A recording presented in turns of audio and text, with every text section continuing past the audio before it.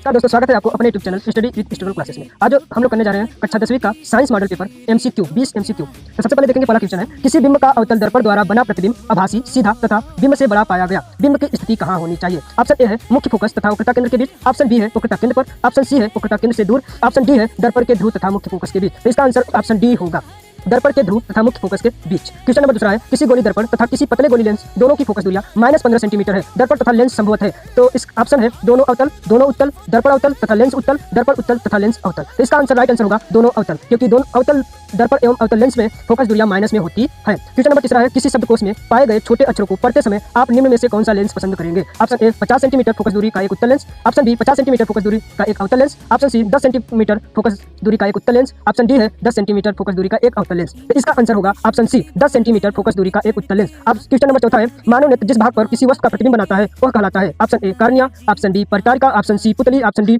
दृष्टिपटल। तो इसका आंसर होगा दृष्टिपटल व रेटिना पर। क्वेश्चन नंबर 5वां है, दो चालक तार जिनके पदार्थ लंबाई तथा व्यास समान है किसी विद्युत परिपथ में पहले श्रेणी में और फिर पार्श्व क्रम संयोजन में संयोजित किए जाते हैं। श्रेणी क्रम और पार्श्व क्रम संयोजन में उत्पन्न ऊष्माओं का अनुपात क्या होगा? Option A 1:2, option B 2:1, option C 1:4, option D 4:1। इसका आंसर होगा 1:4। विद्युत धारा उत्पन्न करने की युक्ति को कहते हैं? इस ऑप्शन ए जनित, option B galvanometer, option D motor और ऑप्शन सी है एमीटर। इसका राइट आंसर होगा ऑप्शन ए जनित। क्वेश्चन नंबर 17 है, निम्न में से कौन किसी लंबे विद्युत धारावाही तार के निकट चुंबकीय क्षेत्र का सही वर्णन करता है? ऑप्शन ए चुंबकीय क्षेत्र के क्षेत्र रेखाएं तार के लंबवत होती है, ऑप्शन बी है चुंबकीय क्षेत्र की क्षेत्र रेखाएं तार के समांतर होती है, ऑप्शन सी है चुंबकीय क्षेत्र की क्षेत्र रेखाएं त्रिज्यीय होती है, ऑप्शन डी है चुंबकीय क्षेत्र की सकेंद्रीय क्षेत्र रेखाएं का केंद्र तार होता है। इसका राइट आंसर होगा चुंबकीय क्षेत्र की सकेंद्रीय क्षेत्र रेखाओं का केंद्र तार होता है। अब हम देखते हैं केमिस्ट्री का क्वेश्चन। क्वेश्चन नंबर 18 है कि 1 बिलियन लाल लिटमस को नीला करता है, इसका पीएच मान संभव होगा? तो option A, option B 6, option C 3, option D 8। हम जानते हैं कि जो बिलियन लाल लिटमस को नीला करता है वह क्षारीय कहलाता है, तो इसलिए इसका राइट आंसर होगा डी 8। क्वेश्चन नंबर 9 है, जिंक चूर्ण पर तन सल्फ्यूरिक अम्ल की क्रिया से गैस निकलती है। जानते हैं कि जिंक चूर्ण एक धातु है और सल्फ्यूरिक अम्ल से जब क्रिया करते हैं तो H2 गैस निकालते हैं। इसका आंसर होगा H2।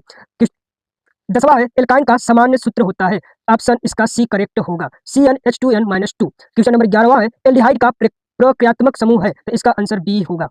क्वेश्चन नंबर 12 है, निम्न में से कौन सी धातु अम्लों से हाइड्रोजन को विस्थापित करती है? तो Mg और जिंक दोनों अम्लों से क्रिया करके हाइड्रोजन को विस्थापित करती है। क्वेश्चन नंबर 13 है, निम्नलिखित में से किस यौगिक में कीटोनी समूह उपस्थित है?